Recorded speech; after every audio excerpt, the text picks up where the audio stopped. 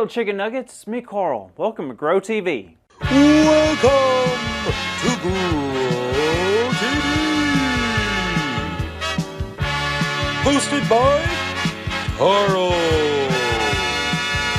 Where we have fun with our friends, talk about Jesus, and go over everything the Bible has to offer. Now once again, welcome to Grow TV.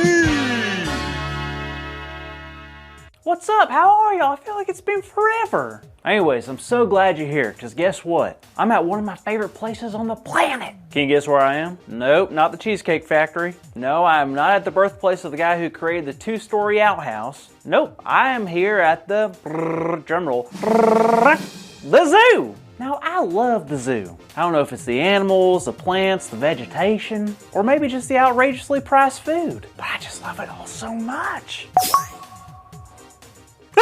No, this can't be happening. Y'all have just been notified that my ticket to the zoo has been canceled. Apparently the card I used to pay was declined. They took my ticket away. I don't know how this is possible. I mean, this is my card. Why wouldn't they accept this?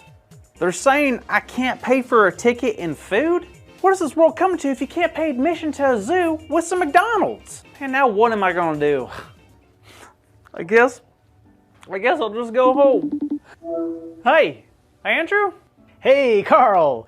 Whoa, what's wrong? I don't want to talk about it. Okay, wait, are you at the zoo? Yeah, but not for long. What? Why? Well, you know how I love the zoo, right? Of course. Well, yesterday I was sitting at home, I thought, hey, I need a me day. So I went online, I bought a ticket, or so I thought. What do you mean? Well, apparently they don't accept food gift cards as payment. You have to use real money. Makes no sense. Oh, I'm so sorry. What are you gonna do now? I don't know, go home, stare at the abyss, eat 5 pounds of chicken nuggets, and cry myself to sleep. Well, don't do that. Why not? Carl, you've never been one to give up. You're kind of like Daniel in that way. Daniel? Daniel who? Double dipping Daniel? The guy who always double dips his chips into salsa? No, Daniel from the Bible. Oh, okay, good, because I'm nothing like double dipping Daniel. I would never double dip chips like that. Yuck! Okay, well, Daniel was a prophet in the Old Testament times, and he loved God very much. All right, he sounds cool. Well, his story starts off kind of rough. You see, Daniel and his friends lived in Jerusalem, but one day they were overtaken by the people from Babylon. The king of Babylon, King Nebuchadnezzar, took Daniel and the people of Jerusalem as captives back to Babylon. Wait, do the people of Jerusalem want to go with the Babylonian Knights?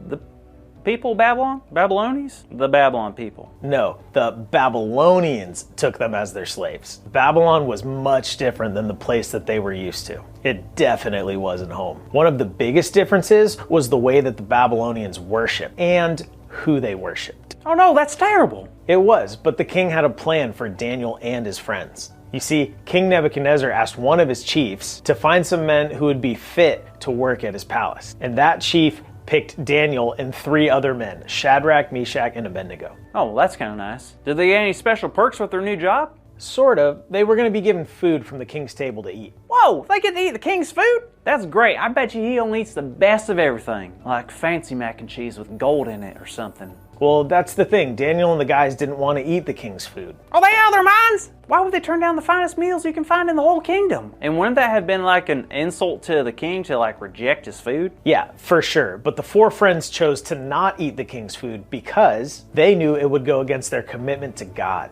So Daniel suggested to the chief that they only eat vegetables. But the chief was worried. Why? Well, he was worried that only eating vegetables would make them sick or weak, and the king wouldn't want that at all. But Daniel persuaded him to let them try it for 10 days. And guess what? Daniel ate so many carrots he became one. Nope, they actually... Wait, what? That's one of my greatest fears. Eating so many carrots that I actually become a carrot. Okay, anywho, it worked. Verse 15 says, "At the end of the 10 days, they looked healthier and better nourished than any of the young men who ate the royal food." Daniel and his 3 friends were healthier and stronger than any of the others who'd been eating from the king's table. And over time, the 4 men became the most respected men in the whole kingdom. And Daniel even had the gift of interpreting people's dreams and visions. Wait, what does that mean? Means that God gave Daniel the ability to understand what certain dreams meant. If you keep reading the book of Daniel, you'll see all the different ways that that gift came in handy. Sounds like it. Well, now I'm just trying to figure out why you compared me to Daniel, because I don't know nothing about interpreting dreams. Well, you see, Daniel was taken away from almost everything that he'd ever known. He was taken away from his hometown and put into a new land with new rules. But Daniel knew one very important thing. Never eat yellow snow?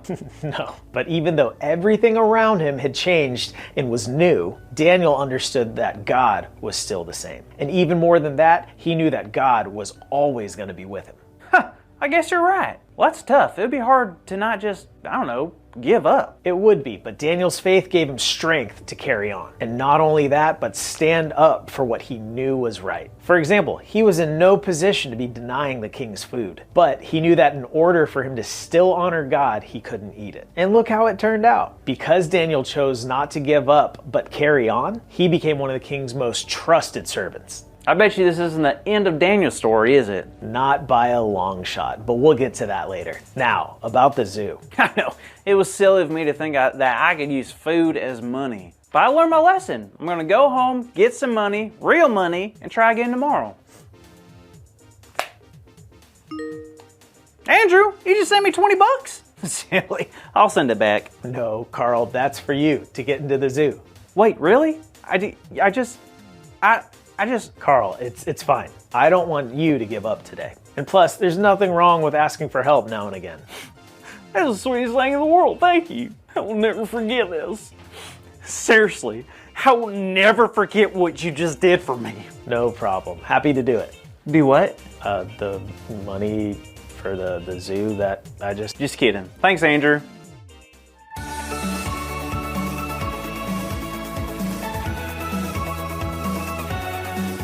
Well, hello there, kids. Are you ready for today's big idea? Great!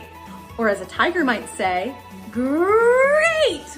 Sorry, that was funnier in my head. Anyways, today's big idea is, I won't give up. God is with me. So on the count of 3, I want us all to roar the big idea like a lion, okay? Are you ready? 1, 2, 3. I won't give up. God is with me. Perfect. Very believable roars. I even got scared a bit. Now kids, it looks like Carl is enjoying his time at the zoo. So make sure to tune in next week so we can see what kind of animals he runs into. See you later. Thank you for watching, and tune in next week for a new episode of Bro TV.